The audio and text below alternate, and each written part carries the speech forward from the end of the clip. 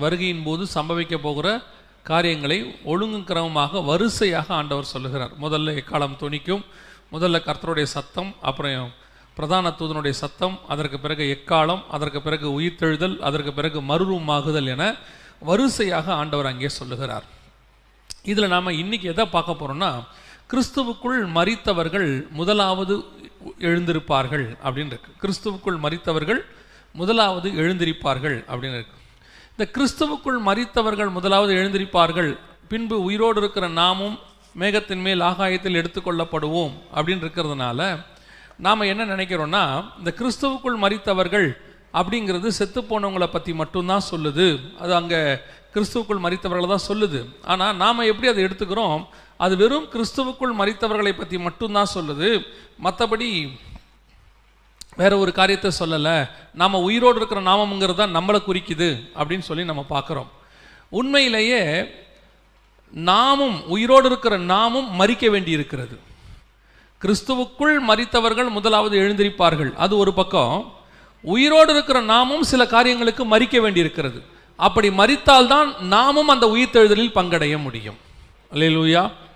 இன்னைக்கு நாம கிறிஸ்துவுக்குள் மரித்தவர்கள்லாம் செத்து போனவங்களை பற்றி மட்டுமே நாம் கான்சன்ட்ரேட் பண்ணிட்டு அதை விட்டுடுறோம்.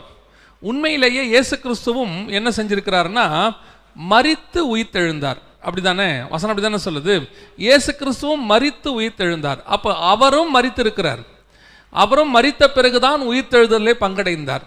அது ஒரு ப்ரொசீஜர். அதே மாதிரி உயிர்த்தெழுதலில் பங்கடையணும்னா நாமும் என்ன செய்ய வேண்டி இருக்கிறது, மரிக்க வேண்டி இருக்கிறது. இந்த மரிக்கிற காரியங்கள் எப்படி மரிக்கணும், அந்த ப்ரொசீஜரை தான் நாம் இன்னைக்கு பார்க்க போகிறோம். ஏன்னு சொன்னால், உயிரோடு இருக்கிற நாம மரிக்கணுமா அப்படின்னா என்னங்க அப்படின்னு கேட்டால், வாசிங்க கலாத்தியருக்கு எழுதின நிருபம் 2ஆம் அதிகாரம் 20வது வசனம் வாசிங்க. கலாத்தியர் 2:20 வாசிங்க. கிறிஸ்துவுடனே கூட சிலுவையில் அறையப்பட்டேன், ஆகிலும் பிழைத்திருக்கிறேன். நல்ல கவனிங்க, கிறிஸ்துவுடனே கூட சிலுவையில் அறையப்பட்டேன். அப்போ இந்த சிலுவையில் அறைந்து சாகிற அனுபவம் ஒவ்வொருத்தருக்கும் வரணும். அப்பதான் நாம உயிர்த்தெழுதல் அனுபவத்துக்குள்ள வர முடியும். மரிக்கிற அனுபவம் இருந்தாதான் உயிர்த்தெழுகிற அனுபவம் வரும். இன்னைக்கு மரிக்கிற அனுபவமே நமக்கு இல்லை. மரிக்கிற அனுபவம் இல்லாதவங்களுக்கு எந்த அனுபவம் வராது? உயிர்த்தெழுதல்னு ஒன்று நடக்கணும்னா அவன் மரிச்சிருக்கணும். மரிச்சா மட்டும்தான் உயிர்த்தெழுதலில் பங்கடைய முடியும். அப்போ மரிக்கிற அனுபவமே இல்லாதவனுக்கு உயிர்த்தெழுகிற அனுபவம் வராது. இன்னைக்கு சபைகளுக்கு இந்த மரிக்கிற அனுபவத்தை நம்ம சொல்லி கொடுக்கறது இல்லை. நித்திய ஜீவனை சுதந்திரிக்கணும்னா முதல்ல அவன் சாகணும். நித்திய ஜீவனை சுதந்திரிக்கிறதுக்கு இயேசு சொல்றாரு, சிலுவையை எடுத்துக்கொண்டு என்னை பின்பற்றி வா. ஒருத்த கேட்கிறான் இயேசு கிட்ட மத்தேயு 19, ஆண்டவரே நான் நித்திய ஜீவனை சுதந்திரிக்க என்ன செய்ய வேண்டும்? அப்ப இயேசு சொல்றாரு, நியாயப்பிரமாணத்தெல்லாம் ஃபாலோ பண்ணது நல்லதுதான், அது மட்டும் பத்தாது. உன் மாம்சத்தினால செய்கிற கிரியைகள் மாத்திரம் பத்தாது, ஆவியிலே சில கிரியைகள் செய்ய வேண்டி இருக்கிறது. மாம்ச கிரியைகள் என்ன? தாய் தகப்பனை கனம் பண்றது, விபச்சாரம் பண்ணாம இருக்கிறது, கொலை செய்யாம இருக்கிறது. இதுலயே நம்ம மேன்மையாயிட்டோம். இன்னைக்கு நமக்கு இதுதான் பெருமை. அவர் கோவப்பட மாட்டாருங்க, ரொம்ப நல்லவர். இது மாம்ச கிரிய, நியாயப்பிரமாணம். அவர் ஓய்வு நாள் ஆராதனைக்கு கரெக்டா வந்துருவாருங்க, இது மாம்ச கிரிய. அவர் அவங்க அப்பா அம்மாவை ரொம்ப நல்லபடியா பார்த்துப்பாரு, இது மாம்ச கிரிய, நியாயப்பிரமாணம். இன்னைக்கு உலகத்தானும் அதை செய்யறான். உலகத்தான்ல எத்தனையோ பேர் அப்பா அம்மாவை நல்லா பார்த்துக்கிறவங்க இருக்கிறாங்க. இன்னும் சொல்ல போனா கிறிஸ்தவன்ல பாதி பேர் பார்த்துக்கிறது இல்லை, இல்லையா? எனக்கு ரொம்ப ஆச்சரியமான விஷயம் என்னன்னா, இந்துக்களில் கூட கூட்டு குடும்பம்னு ஒன்று இருக்குது. கிறிஸ்தவங்களில் கிடையவே கிடையாது. 99% கிடையாது, ஏதோ 1-2% எங்கேயோ இருக்குது. அப்போ ஒரு புறஜாதியானுக்கு இருக்கிற நியாயப்பிரமாணம் கூட இன்னைக்கு யாருக்கு இல்லை? கிறிஸ்தவர்களுக்கு இல்லை. இது மாம்சக்கிரியை.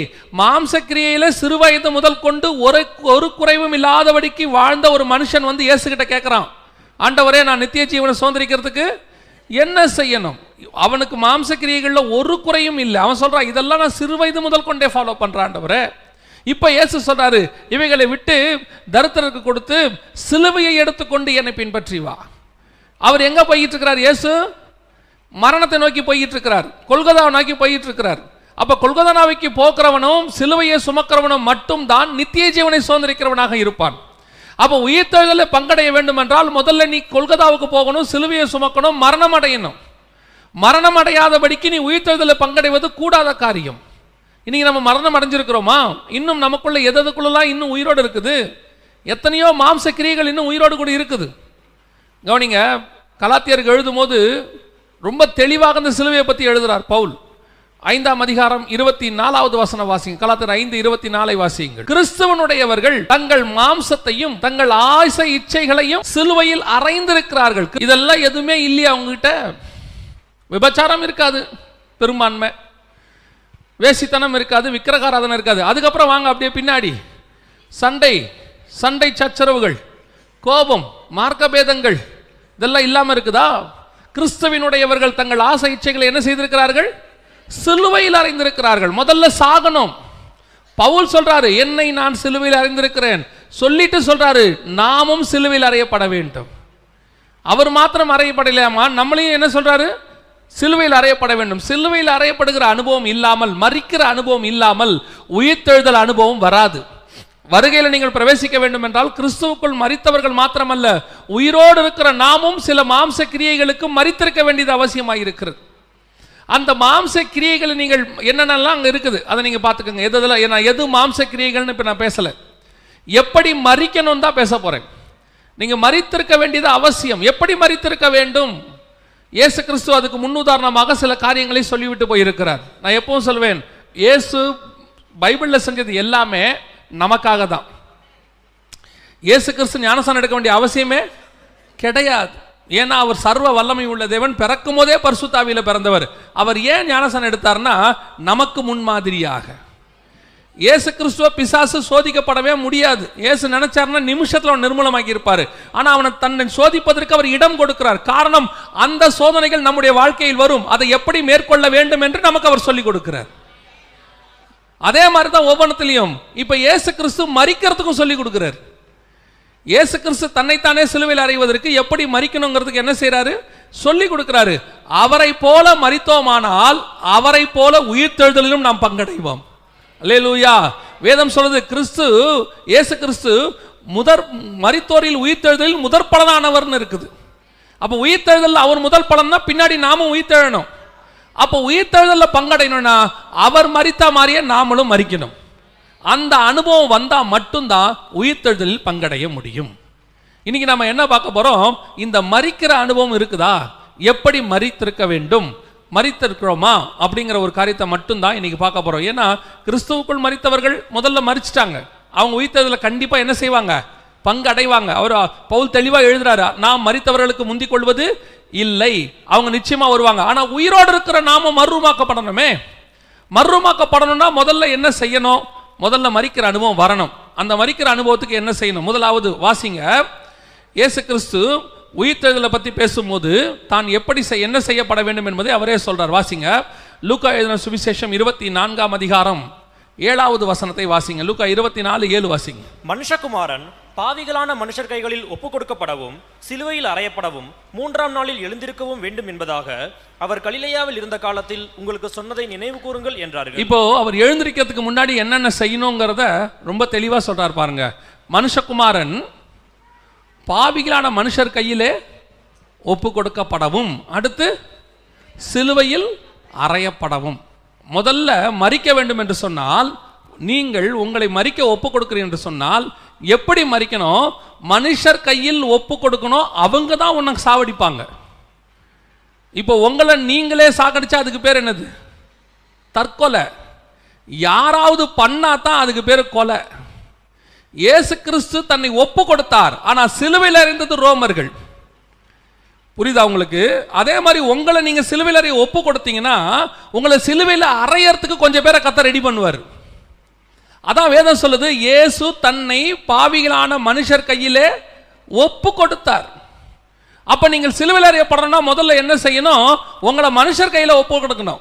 நீங்க நிறைய நேரத்தில் கேட்குறீங்கல்ல, என்ன ஏன் ஆண்டவரே மனுஷர் கையில ஒப்பு கொடுத்தீங்க, மனுஷர் கையில ஒப்பு கொடுத்தீங்க? ஆமா, மனுஷர் கையில ஒப்பு கொடுத்தாதான் நீங்க சிலுவையில் அறையப்படுவீங்க. இப்போ உங்க மாம்சம் செத்துருச்சா இல்லையாங்கிறத எதை வச்சு செக் பண்ணணும்? எதை வச்சு செக் பண்ணணும்? உங்களை மனுஷர் கையில் ஒப்படைச்சாதான் நீங்க செக் பண்ண முடியும். அவன் உங்களை சிலுவையில் அறைஞ்சிருக்கிறானா இல்லையா நமக்கு தெரியும். இந்த மனுஷர் கையில் ஒப்பு கொடுக்கறதுல 2 வகை இருக்குது, 2 விதம் இருக்கு. ஆண்டவர் எந்தெந்த மனுஷன் கையில் ஒப்படைக்க போறார் அது பைபிள்ல இருக்கு. வாசிங்க, மத்தேயு எழுதின சுவிசேஷம் 17ஆம் அதிகாரம் 22-23 வாசிங்க. மத்தேயு 17:22-23. மனுஷகுமாரன் மனுஷர் கையில் ஒப்பு கொடுக்கப்படுவார், அவர்கள் அவரை கொலை செய்வார்கள். இதே வசனத்தை எப்படி அவர் ஒப்பு கொடுக்கப்படுவார், மனுஷர் கையில எப்படி ஒப்பு கொடுக்கப்படுவார்னு வேதம் சொல்லுது. வாசிங்க 20ஆம் அதிகாரம். முதல்ல யார் கையில ஒப்படைக்கிறார் பாருங்க. 20ஆம் அதிகாரம் 18வது வசனம் வாசிங்க. 20:18. இதோ எருசலேமுக்கு போகிறோம், மனுஷகுமாரன் பிரதான ஆசாரியரிடத்திலும் வேத பாரகரிடத்திலும் ஒப்பு கொடுக்கப்படுவார். ஃபர்ஸ்ட் இயேசு கிறிஸ்து யார் கையில ஒப்பு கொடுக்கப்படுவார்? பிரதான ஆசாரியரிடத்திலும் இந்த சொந்த ஜனங்ககிட்ட தான் முதல்ல ஒப்படைக்கப்படுவார். இயேசு கிறிஸ்து முதலாவது யார் கையில் ஒப்படைக்கப்பட்டார்னா இஸ்ரவேலர்கள் கையிலே, அதுவும் இஸ்ரவேலர்கள பிரதான ஆசாரியர்கள் கையிலும் வேதபாரகர்கள் கையிலும் ஒப்படைக்கப்பட்டார். நீங்கள் சிலுவையில் அறையப்பட்டு மரிக்கிற அனுபவத்துக்குள் வர வேண்டும் என்று சொன்னால் முதலாவது தேவன் உங்களை மனுஷர் கையில் ஒப்படைப்பார். அதுவும் எந்த மனுஷன் கையில் ஒப்படைப்பார்? சொந்த மனுஷர் கையிலே ஒப்படைப்பார். முதல்ல நீங்க சாகணும்னா முதல்ல சொந்த மனுஷங்கிட்ட உங்களை ஒப்படைப்பார். அவன் தான் உங்களை சாகடிப்பான். நீங்க நிறைய நேரத்தில் நம்ம என்ன யோசிக்கிறோம், ஆண்டவரே என் வாழ்க்கையில ஆவிக்குரியவங்களே இப்படி இருக்கிறாங்களே, ரட்சிக்கப்பட்டவங்க இப்படி இருக்கிறாங்களே, இவங்கெல்லாம் ரட்சிக்கப்பட்டவங்க தானே, ஏன் இவங்க இப்படி செய்யறாங்க? அவங்க தான் உனக்கு எல்லாமே செய்வாங்க. அவங்க கையில தான் கர்த்தர் உன்னை ஃபர்ஸ்ட் ஒப்படைப்பார். உன் முதலாவது அனுபவம், உன் முதலாவது சாட்சி எங்கே தொடங்க வேண்டும் என்று சொன்னால் உன் சொந்த ஜனங்க கையில தான் ஒப்படைக்கணும். அவங்க முதல்ல உன்னை சாகடிக்கிறதுக்குன்னு சில காரியங்கள்லாம் இருக்கு. அவங்க சில காரியங்கள்லாம் பேஸ்மெண்ட் போடுவாங்க. அவங்க தான் ஆவிக்குரிய வாழ்க்கைக்கு கர்த்தர் வச்சிருக்கிறவங்க. நான் இப்போ ஒரு உதாரணம் சொன்னால் உங்களுக்கு நல்லா இருக்கும்னு நினைக்கிறேன், தெளிவாக இருக்கும். சில நேரங்களில் வீடுகளில் பிரச்சனையாக இருக்கும், வீட்டுக்குள்ளே ரொம்ப பிரச்சனையாக இருக்கும். ஆவிக்குரியவங்க தான், அதான் நான் சொல்கிறேனே. இன்னைக்கு இல்லை, சில வருஷங்களுக்கு முன்பாக பேப்பரில் வந்துச்சு இன்னைய நிலைமை, இன்றைக்கு இருக்க கிறிஸ்தவ நிலைமை என்னன்னு கேட்டிங்கன்னா, எந்த மதத்தில் அதிகமாக கிறிஸ்தவ குடும்பங்கள் பிரியுது அப்படின்னு சொல்லி எல்லா மதத்தையும் ஒரு சர்வே எடுத்து போட்டாங்க. அதில் எந்த மதத்தில் அதிகமாக பிரிவினை இருக்குன்னு கேட்டிங்கன்னு சொன்னால் கிறிஸ்தவத்தில் தான் அதிக பிரிவினை. அவன் போட்டிருக்கான் பேப்பர்காரன், அது உண்மையாக பொய்யான்னு எனக்கு தெரியாது, அவன் போட்டிருக்கான். என்னன்னு கேட்டால் 100 குடும்பத்தில் 12 குடும்பம் பிரியுது, 11.7%. 100 கிறிஸ்தவ குடும்பத்தில் 12 கிறிஸ்தவ குடும்பம் பிரியுது. என்ன பேசிஸ்னா விவாகரத்துக்கு வராங்கல்ல கோர்ட்டில், அதை வச்சு அவன் போட்டிருக்கிறான். இந்த விவாகரத்துக்கு வராமல் பிரிஞ்சிருக்கிற கேஸ் நிறையா இருக்குது. இந்த விவாகரத்துக்கு எவ்வளோ பேர் வராங்கன்னு அப்படின்னா என்ன அர்த்தம்? கிறிஸ்தவ குடும்பங்களில் இன்னைக்கு என்ன இல்லை?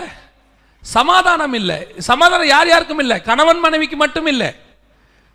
குடும்பங்களில் மாமியார் மருமக பிரச்சனைங்கிறது வந்து இன்டர்நேஷனல் ப்ராப்ளம் ஆயிடுச்சு. இப்போ அது வந்து ஒரு சர்வதேச பிரச்சனை. எந்த வீட்டில் போனாலும் அந்த பிரச்சனை இருக்குது, எல்லா வீட்லேயும் இருக்குது. பைபிளில் மட்டும்தான் அந்த மாமியார் மருமகளும் நல்லா இருக்கிறாங்க. நோவாவுடைய மனைவியும் நோவாவுடைய மகனுடைய மனைவிகளும் சேர்ந்து பேழையை கட்டினார்கள்னு இருக்கு. எனக்கு ரொம்ப ஆச்சரியமா இருக்கு. இருக்கிற வீட்டை உடைக்காம இருந்தா சரி, அவங்க 100 வருஷம் ஒன்னா என்ன பண்ணிருக்கிறாங்க? பேழையை கட்டியிருக்கிறாங்க. இந்த ரூத்து பார்த்து நகோமிய சொல்லுது, உன் தேவனே என் தேவன். இப்படி ஒரு ரூத்து கூட இன்னைக்கு கிடையவே கிடையாது. ஒருவேளை என் பார்வைக்கு நான் சொல்றேன், உங்க பார்வைக்கு இருக்கலாம். எங்க போனாலும் ரூத் வந்து எப்படி இருக்குதுன்னு கேட்டீங்கன்னா, நீ தெற்கே போனால் நான் வடக்கே போகிறேன், நீ மேற்கே போனால் நான் கிழக்கே போகிறேன் அப்படின்னு தான் இருக்கு. அப்ப இன்னைக்கு கிறிஸ்தவ குடும்பங்கள் என்ன இல்லை? சமாதானம் இல்லை. இந்த சூழ்நிலையில மாமியார் என்ன வந்து ஜெபம் பண்ணுது சபையில? என் மருமகள் வாய்க்கு காவல் வையும் ஆண்டவரே, அவளை அடக்கும் ஆண்டவரே, அவளுக்கு பாடம் புகட்டும் ஆண்டவரே. மருமக வந்து என்ன ஜெபம் பண்ணுது? அந்த கேள்வியை எதையாவது செய்யுங்க ஆண்டவரே. இப்ப ஆண்டவர் நிலைமை என்னன்னா, அடியால் ரேஞ்சுக்கு போயிட்டார். இப்ப மாமியாருக்கு மருமகளை கொல்லணும், மருமகளுக்கு மாமியார் வந்து மருமகளை கொல்லணும்னு ஜெபம் பண்ணாது, திருத்தணும்னு ஜெபம் பண்ணும். மருமக என்ன ஜெபம் பண்ணணும்னா, மாமியாருக்கு தான் வயசாகி போச்சு, இதுக்கப்புறம் இருந்து என்ன பண்ண போடுது? கர்த்தருடைய சித்தம் நிறைவேறும்படி உங்களுடைய சித்தம் ஒரு வாழ்க்கையில நிறைவேறட்டும் ஆண்டவரே. இப்படி ஒரு ஜெபம். இப்படி ஜெபம் பண்ணிட்டு நீங்க போகும்போது நீங்க அன்னைக்கு ஒரு முடிவு எடுத்துட்டு போவீங்க. நான் எதுக்கு இதை சொல்ல வந்தேன்னு சொல்றேன். இப்போ ஒரு முடிவு எடுத்துட்டு நீங்க போவீங்க. என்ன முடிவு எடுத்துட்டு போவீங்கன்னா, இன்னிலிருந்து நான் கோவமே படக்கூடாது ஆண்டவரே. எங்க மாமியார் என்ன பேசினாலும் நான் நீடிய பொறுமையோடு இருக்க போகிறேன். மாமியார் சோமன் அவ என்ன பேசினாலும் சோத்திரம் சோத்திரம் சோத்திரம்ட்டு நான் பண்ண போறேன். யார் எக்கேடு கெட்டா எனக்கு என்ன அப்படின்னு நல்லா ஜோம் பண்ணிட்டு போவீங்க. நீங்க யாரு பேசக்கூடாதுன்னு ஜோம் பண்ணிட்டு போறீங்களோ, நீங்க போகும்போது அதுதான் வாசல்ல நிற்கும். அதே தான் வாசல்ல நிற்கும். நீங்க மருமக ஜோம் பண்ணிட்டு போகும்போது மாமியார் நிற்கும், எங்க போயிட்டு வர இது சொல்லும். சர்ச்சுக்கு சாப்பாடு வடிக்காம நீ பண்ணு போயிட்டு வந்துட்ட, உன் வீட்டில் நான் என்ன வேலைக்காரியாங்கும். சோத்திராண்டு வரேன் சோத்திராண்டு வரேன், நான் வாயை திறக்கக்கூடாதுப்பா. அது கிண்டிக்கிட்டே இருக்கும். அதே மாதிரி மருமக மாமியார் சொல்லிட்டு ஜோம் பண்ணிட்டு போகும், என் மருமகிட்ட சண்டை போடவே கூடாது ஆண்டவன்னு. அங்கே போகும்போதே சொல்லும், சர்ச்சுக்கு போயிட்டு கரெக்டாக சாப்பிட்ற நேரத்துக்கு வருது, என்னென்ன இந்த வீட்டுக்கு நான் வேலைக்காரியா அப்படின்னு ஆரம்பிக்கும். அவ்வளோதான், திருப்பி வீட்டில் சண்டை ஆரம்பிச்சிடும். இப்போ இந்த மாமியார் என்ன கேட்கும், மருமக என்ன கேட்கும், ஆண்டவர் நான் சண்டை போடக்கூடாதுன்னு ஜோம் பண்ணிட்டு தானே வந்தேன், கரெக்டாக வந்து பிசாசு மாதிரி நிற்கிதே. நம்மெல்லாம் சொல்கிறது அதானே, பிசாசு மாதிரி நிற்கிதே. அதில் இன்னும் ஒரு படி போய் சிலர் சொல்லுவாங்களா, என் ஆவிக்குரிய வாழ்க்கையை கிடக்கிறதுக்கு கர்த்தர் பிசாசே வச்சிருக்கிறான், பிசாசே மருமகளை வச்சிருக்கான், பிசாசே மாமியாரை வச்சிருக்கலாம். நான் சொல்கிறேன், மாமியாரையும் மருமகளையும் பிசாசே வைக்கல, இயேசுநாதரே வச்சிருக்கிறாரு. இயேசுநாதர் தான் வச்சிருக்கிறாரு. ஏன் ஒரு மருமக அப்படி இருக்குது, ஏன் உன் மாமியார் அப்படி இருக்கிறாங்கன்னா, நான் ஒரு உதாரணத்துக்கு தான் சொல்கிறேன், நீங்கள் உடனே நினைக்காதீங்க ஏன் மாமியார் மருமகளே சொல்கிறீங்க. நான் நேற்று உட்காந்து யோசித்து பார்த்தேன், உலகத்தில் நீங்கள் ஏழு நாள் யோசித்து பாருங்கள், எங்கேயாவது அந்த கணவன் இருக்கிறானே அவனுக்கு இந்த அம்மாவையும் மனைவியும் சந்திக்கிறது தான் கஷ்டமாக இருக்குது இல்லையா? என்னைக்காவது மனைவிக்கு அவங்க அம்மாவையும் இவங்க அம்மாவையும் சந்திக்கிறது கஷ்டமாக இருக்குதா? இருக்காது. இந்த மாமியார் மருமக பிரச்சனை தான் உலகத்தில் இருக்குது ஒழிய மாமனார் மருமக பிரச்சனை ரொம்ப கம்மி. அப்போ இன்னைக்கு நம்ம ஏன் இப்படி வருது, நம்ம நினைக்கிறோம், ஐயோ நான் ஜெபம் பண்ணிட்டு போறேன் ஆண்டவரே, பிசாசு மாதிரி எதிரில் நிற்கிது. நான் எதை செய்யக்கூடாதுன்னு நினைக்கிறேனோ அதை செய்ய வைக்கிறதுக்கு யார் நிற்கிறா? சொந்த கூட்டம் நிற்கும். அந்த சொந்த கூட்டத்தை உருவாக்குறது யாருன்னா ஆண்டவர் தான். எதுக்கு உருவாக்கி இருக்கிறார் தெரியுமா? உனக்கு கோபம் இருக்குதா இல்லையாங்கிறத யாரை வச்சு கண்டுபிடிக்கிறது? இப்ப நாம கோபப்படுத்துறதுக்கே ஆள் இல்லாத ஊர்ல இருக்கோம்னு வச்சுக்கோங்களேன், நம்ம கோபப்படுவோமா? இப்ப நம்ம என்ன சொல்லுவோம்? பரிசுத்தவான்கள். அவர் ரொம்ப கோபப்படுத்துறதுக்குன்னு ஒரு ஆள் இருந்தாதான் நீங்க கோபப்படுறீங்களா இல்லையானே தெரியுமே. டெஸ்ட் பண்றதுக்கு ஆண்டவர் ஒரு ஆளை வச்சிருப்பாரு. அது முதல்ல யாரை வச்சிருப்பாருன்னா சொந்த ஜனமா தான் இருக்கும். அது சொந்த ஜனமா தான் இருக்கும். அது மாமியாருக்கு மருமகளா இருக்கும், இல்ல கணவனுக்கு மனைவியா இருக்கும், இல்ல மனைவிக்கு மாமியாரா இருக்கும், பாஸ்டருக்கு விசுவாசியா இருக்கும். பல பாஸ்டருக்கு விசுவாசி தான் கர்த்தர் வச்ச டெஸ்ட். நம்ம நல்லா ஜெபம் பண்ணிட்டு சோத்திர ஆண்டவரேன்னு வருவோம், எது நமக்கு எதிராக பேசுமோ அந்த விசுவாசி தான் முதல்ல வந்து உட்காரும். அதை விட பெரிய குடும்பம் அதான் கிட்ட வந்து பிரைஸ் தி லார்ட் சொல்லும். அவருக்கு எப்படி இருக்கும் தெரியுமா? ஏன்னா அவர் முந்தின நாள் தான் கேள்விப்பட்டிருப்பாரு, பாஸ்டர் உங்களை பத்தி இந்த விசுவாசி அவ்வளோ மோசமா பேசுச்சின்னு சொல்லியிருப்பாங்க. அது உண்மையா கூட இருக்கும். ஆனா நாம ஜெபம் பண்ணிட்டு வந்து நிற்போம், புல்பீட்ல நிற்கும் போது அந்த விசுவாசி தான் முதல்ல உட்காந்துருக்கும். அதான் உட்காந்துருக்கோம். இப்போ நம்ம எப்படி பிரசங்கம் பண்ணுறது? இதில் நிறைய பாஸ்டர் விழுந்து போவாங்க, சாடமாடியாக திட்டி புல்பீட்டில் இருந்து அவன் அப்படி இப்படிம்பாங்க. இதுதான் வீழ்ச்சி. ஆண்டவர் எதுக்கு அப்படி அந்த விசுவாசியை கொண்டு வந்து உட்கார வைக்கிறாருன்னா, அது உட்காந்துருக்கும் போது நீ அதை ஆசீர்வதிச்சு ஜெபம் பண்ணுறியான்னு தான் கர்த்தர் பார்ப்பார். ஆண்டவர் எதிர்பார்க்கறது சொந்த ஜனங்கையில் ஏன் ஒப்படைக்கிறாரு? உன்னுடைய உள்ளான மனுஷனை சோதித்து பார்க்குறவங்க ஃபர்ஸ்ட் அவங்க தான். அவங்க தான் நீ எப்படி இருக்கிறன்னு பார்ப்பாங்க. பிரதான ஆசாரியன் ஃபர்ஸ்ட்டு ஆண்டவர் ஒப்படைப்பார், வேதபாரகர்கள் கையில் ஒப்படைப்பார். இவன் அடிப்பான், காரி துப்புவான், பிரதான ஆசாரியனுக்கு இப்படியா பதில் சொல்லுகிறான்னு சொல்லுவான். இந்த சொந்த ஜனங்க தான் நம்மளை திருத்துறது ஃபர்ஸ்ட். இந்த நூக்கன் கார்னர்ஸ் நான் எப்பவும் சொல்லுவேன், ஒரு திருச்சபைக்குள்ள உங்களை முதல்ல 5 வருஷம் கர்த்தர் எதுக்கு வச்சிருக்கிறாருன்னா உருவாக்குறதுக்கு. இந்த உருவாக்குறதுங்கிறது வெறும் வசனத்தின் மூலமா மட்டும் இல்லை, கூட இருக்கிற விசுவாசி எல்லாம் வச்சுதான், கூட இருக்கிற ஆவிக்குரியவங்களை வச்சுதான் உருவாக்குவாரு. இவங்கெல்லாம் நம்மளை உருவாக்குறதுக்கு கர்த்தர் வச்சிருக்கிறதான டூல்ஸ். இவங்கெல்லாம் நம்மளை உருவாக்குவாங்க, நம்மளை கோவப்படுத்துவாங்க, நம்மளை வந்து கிண்டல் பண்ணுவாங்க, நம்மளை கொஞ்சம் தரக்குறைவா பேசுவாங்க, நம்மளை கொஞ்சம் ஒதுக்கி வைப்பாங்க. நீங்க நினைப்பீங்க ஆவிக்குரியவங்களா இருந்து இப்படி இருக்கிறாங்களே. ஆமா, அவன் அப்படி இருந்தாதான் நாம சரியா இருக்கிறோமா இல்லையான்னு நம்ம சோதிச்சு பார்க்க முடியும். அல்லேலூயா.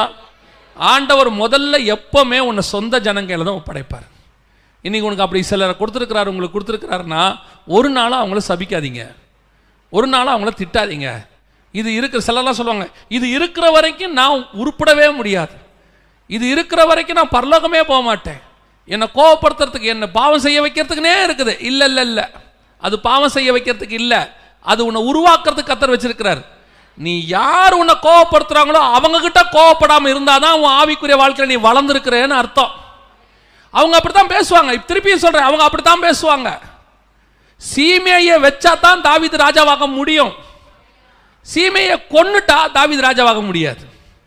சீமையை ஏன் கர்த்தர் வைக்கிறார்? அவன் சொல்றான், கர்த்தர் அனுமதி கொடுத்திருக்கிறார். கர்த்தருடைய அனுமதி இருக்கும். ஃபர்ஸ்ட் சொந்த ஜனங்க வருவாங்க. சில நேரங்களில் நான் எப்பவும் சொல்லுவேன், ஆவிக்குரிய வாழ்க்கையில் சில ஆண்டவர் கூட கொடுத்து வச்சிருப்பார். இவங்க நம்மளை ஒட்டைப்பான் பாருங்களேன். இவன் நம்மளை நொறுக்குவான். என் கூட ஒரு உதவியாளர் ஒருத்தர் இருந்தார் இதுக்கு முன்னாடி, இப்போ இருக்கிறவங்கள இதுக்கு முன்னாடி. அந்த மனுஷங்க இருக்கிற வரைக்கும் ஆண்டவர் எனக்கு சொல்லி கொடுத்தது பொறுமை.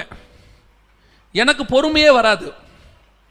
எனக்கு எதுனாலும் உடனே டக்குன்னு சொல்லிடணும், இம்மிடியேட்டாக சொல்லணும், உடனே அவங்களை கொஞ்சம் கடிஞ்சு கொள்வேன். இதுதான் என்னுடைய சுபாவம். ஆனால் அவரை எனக்கு ஆண்டவர் உட்கார வச்சார். என் கூட ஒரு 3 வருஷம் இருந்தார். அந்த 3 வருஷத்தில் அவரை கத்தர் வச்சு எனக்கு பொறுமையை சொல்லி கொடுத்தாரு. ஏன்னா நிமிஷத்துக்கு ஒரு தடவை கோபப்படுத்திக்கிட்டே இருப்பார். ஏதோ ஒன்று ஏடகுடமாக செய்வார். முதல்ல கொஞ்சம் கத்திக்கிட்டு இருந்தேன், அப்புறம் பார்த்தேன் இவர் கூட இருந்தால் நம்ம பரலோகத்துக்கு போக மாட்டோம். சரி, இப்போ என்ன செய்யலாம்? இவரையும் அனுப்பவும் முடியாது, ஏன்னா கர்த்தர் அனுப்பியிருக்கிறார். கர்த்தராக கூட்டு போகிற வரைக்கும் இவர் நம்ம கூட தான் இருப்பார், ஒன்றும் செய்ய முடியாது. அப்போ என்ன செய்யலாம்? இவர் ஆண்டவர் வச்சிருக்கிறது என்ன திருத்துறதுக்கு. அப்போ நான் மாறணும், எனக்கு பொறுமை வரணும். எனக்கு பொறுமை வந்தபோது பார்க்குறேன் அவர் மாறிட்டாரு.